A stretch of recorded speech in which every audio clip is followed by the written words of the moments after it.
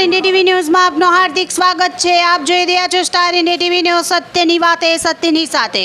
જાલોદ હિન્દુ હિત રક્ષક સમિતિ દ્વારા બાંગ્લાદેશમાં હિન્દુઓ પર થયેલ અત્યાચાર વિરુદ્ધ આક્રોશ રેલી કાઢવામાં આવી। રેલીમાં નગરના વેપારી વર્ગ તેમજ હિન્દુઓ મોટા પ્રમાણમાં જોડાઈ હિન્દુ એકતાનું પ્રદર્શન કર્યું। બાંગ્લાદેશમાં હિન્દુઓના મંદિરો, હિન્દુઓની હત્યા, હિન્દુઓની દુકાનો, મકાનોની તોડફોડ, આગજની, હિન્દુઓ પર કરવામાં આવેલ અત્યાચાર, હત્યાઓનો વિરુદ્ધ જાલોદ નગરની હિન્દુ હિત રક્ષક સમિતિ, રાષ્ટ્રીય સેવક સંઘ, વિશ્વ હિન્દુ પરિષદ, બજરંગ દળ, જનજાતિ આશ્રમ, દુર્ગા વાહિની, સનાતન ધર્મ સમિતિ તેમજ સમસ્ત હિન્દુ સમાજના ધર્માચાર્યો દ્વારા નગરમાં રેલી કાઢી આક્રોશ વ્યક્ત કરવામાં આવ્યો હતો। બાંગ્લાદેશમાં થઈ રહેલ વ્યાપક હિંસા, અત્યાચારોથી ત્યાં રહેતો હિન્દુ લાચાર અવસ્થામાં મુકાયો છે। ત્યાં કાયદો વ્યવસ્થા કથળતી જતી હોય ત્યાં રહેતા હિન્દુઓના જય શ્રી રામ, જય શ્રી રામ, જય શ્રી રામ, જય શ્રી રામ। બાંગ્લાદેશમાં હમણાં નજીકના સમયમાં માત્ર એક વિદ્યાર્થીઓ દ્વારા એક નાનકડી સાજિશ કરી અને એના પછી ત્યાંના હિન્દુઓ પર એકાએક અને દરેક હિન્દુઓ પર હુમલા કર્યા, આપણી બહેનો દીકરીઓ પર બળાત્કાર થયા।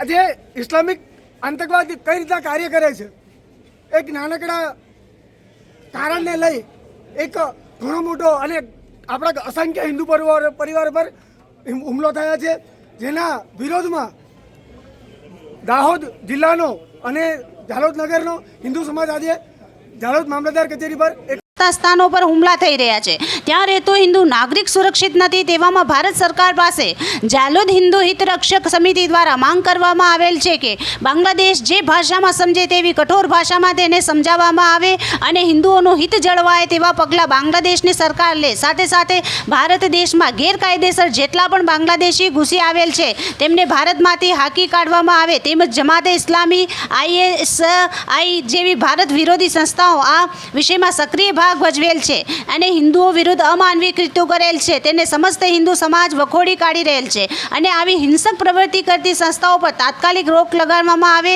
તેવી માંગ કરવામાં આવેલ છે।